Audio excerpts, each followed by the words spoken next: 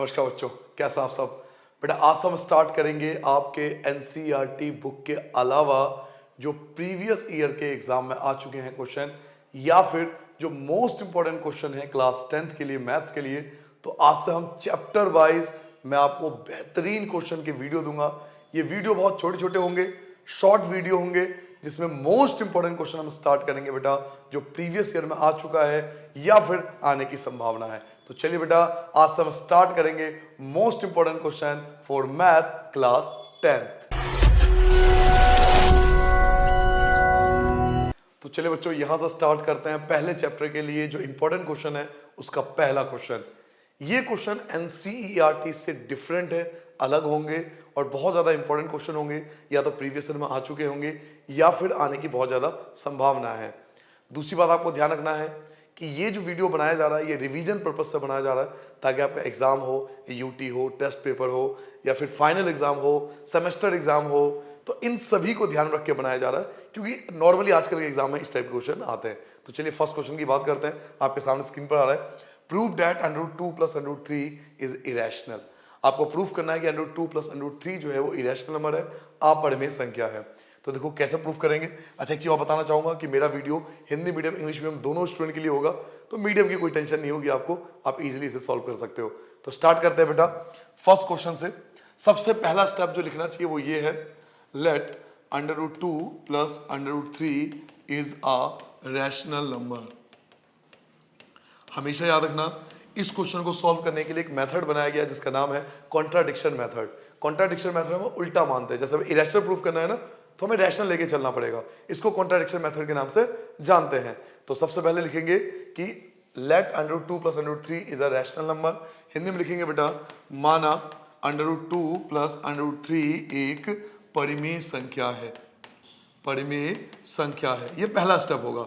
और हम सब जानते हैं कि जो रैशनल नंबर होता है, जो भी रैशनल नंबर होता है वो P/Q या A/B के फॉर्म में होता है। और ब्रैकेट में लिखेंगे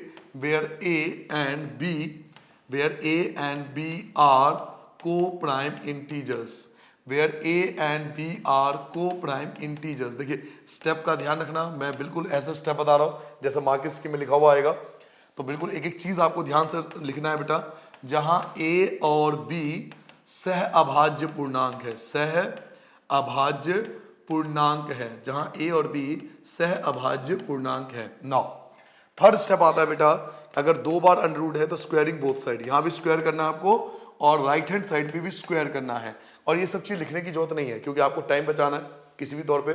तो squaring both side third step होता है, squaring both side. Left hand side पे भी स्क्वायर करेंगे, राइट हैंड साइड पे भी स्क्वायर करेंगे।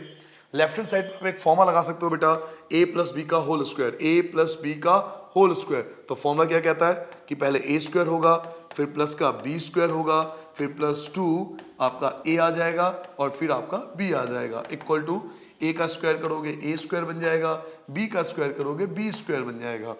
सो स्क्वायर सन रूट कैंसिल कर दोगे आपका 2 आ जाएगा, स्क्वायर सन रूट कैंसिल कर दोगे 3 आ जाएगा, 2 की जगह 2 आएगा, √2 के √3 से मल्टीप्लाई करो तो 2 3 जा 6 होगा, a स्क्वायर अपॉन में b स्क्वायर। नाउ 2 में 3 आप ऐड कर सकते हो, 2 + 3 इन दोनों को प्लस कर दोगे तो 2 + 3 आपका 5 होता है, प्लस का 2 √6 equal to a square upon में b स्क्वायर।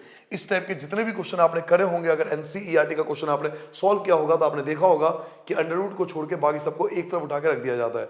तो यहां भी हम यही करेंगे, √6 को यहीं छोड़ देंगे, √6 को हम यहीं छोड़ देंगे बच्चों, √6 को यहीं छोड़ देंगे। और प्लस का जो 5 है ये भाई साहब इधर आके माइनस के हो जाएंगे, प्लस का 5 आपका माइनस का हो जाएगा। 2 √6 इक्वल टू, अब हम एलसीएम लेंगे, b स्क्वायर 1 का एलसीएम b स्क्वायर होता है, b स्क्वायर 1 का एलसीएम b स्क्वायर होता है, a स्क्वायर की 1 से मल्टीप्लाई करोगे a स्क्वायर, 5 की b स्क्वायर से करोगे तो 5b स्क्वायर। अभी भी 2 बच रहा है एक्स्ट्रा, तो 2 को आप डिवाइड में ले जाओगे क्योंकि मल्टीप्लाई है तो डिवाइड में आ जाएगा। तो यहाँ क्या बचा, √6 equal to a square minus 5b square, और ये 2 जो है वो डिवाइड में आ जाएगा।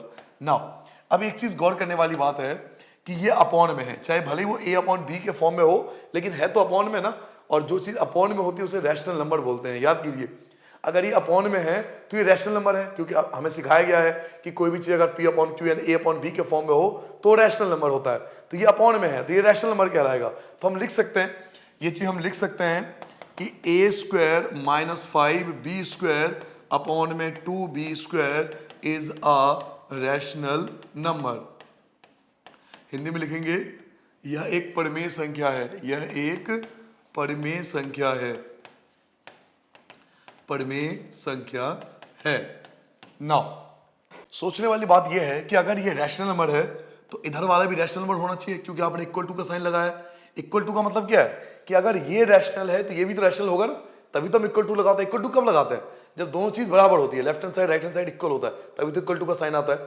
अगर ये रैशनल नंबर, आप कह रहे हो कि ये रैशनल नंबर है क्योंकि पी अपॉन क्यू के फॉर्म में, अगर ये रैशनल है बच्चों तो ये भी तो रैशनल ही होगा ना, क्योंकि बीच में इक्वल टू है। तो ये रैशनल है तो ये भी रैशनल ही होगा। तो हम लिखेंगे √6 must be, √6 must be a rational number, must be a rational number।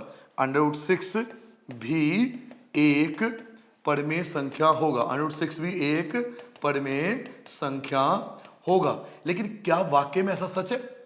क्या ये वाकई में सत्य है कि √6 एक रैशनल नंबर है? तो नहीं। क्यों नहीं?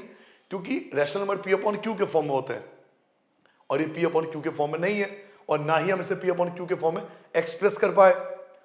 ये ना तो पी अपॉन क्यू के फॉर्म में आपको दिखाई दे रहा है और ना आप इसे एक्स अपॉन या पी अपॉन क्यू के फॉर्म में एक्सप्रेस कर पाए। तो आपने लिख तो दिया कि होना चाहिए, √6 भी रैशनल नंबर होना चाहिए। क्यों? इसकी वजह से ये रैशनल है तो ये भी रैशनल होना चाहिए, लेकिन एक्चुअल में तो नहीं है, ये तो रैशनल नहीं है। तो ये हमारे एडजस्टन का कॉन्ट्राडिक्शन कहलाता है। तो अब हम लिखेंगे which is contradict, which is contradict. देखिए ये वर्ड लिखना बहुत जरूरी है। मैं अक्सर लेक्चर में बोलता हूं बच्चों को कि बच्चों ये वर्ड जरूर लिख देना, कॉन्ट्राडिक्ट आर एजप्शन। यानी हमने जो माना था ये बिल्कुल उसका उल्टा है, हमने जो माना था ये बिल्कुल उसका उल्टा है। हमने माना था कि वो एक रैशनल नंबर है, √2 + √3 एक रैशनल नंबर है, लेकिन जब हम सॉल्व करते गए तो हमने देखा कि √6 पी अपॉन क्यू में एक्सप्रेस नहीं हो पा रहा, तो ये कॉन्ट्राडिक्ट है, हमारे एजप्शन का उल्टा है। हिंदी में लिखेंगे जो कि विरोधाभासी है। √6 भी एक परिमेय संख्या होगा जो कि हमारी कल्पना के विरोधाभासी है, विरोधाभासी है। बच्चों ये वर्ड जरूर लिख देना क्योंकि ये मेथड का नाम है। अब एक काम करना, अगर आपके पास एनसीईआरटी बुक हो तो एक काम कर लेना, आप एनसीईआरटी बुक में देखना 2-3 क्वेश्चन दिए हुए इरेशनल प्रूफ करने के लिए। वहां आप देखोगे कि जितने भी एग्जांपल दिए हुए ना, लास्ट की 2 या 3 लाइन चेक करना, हर एग्जांपल में ये वर्ड लिखा होगा कॉन्ट्राडिक्शन, क्योंकि मेथड का नाम है। यही मेन वर्ड होता है जो लिखना चाहिए लास्ट में, इसके आधे नंबर कट जाते हैं, मोस्टली बच्चे यहां पर गलती करते हैं। तो ये वर्ड जरूर लिख देना।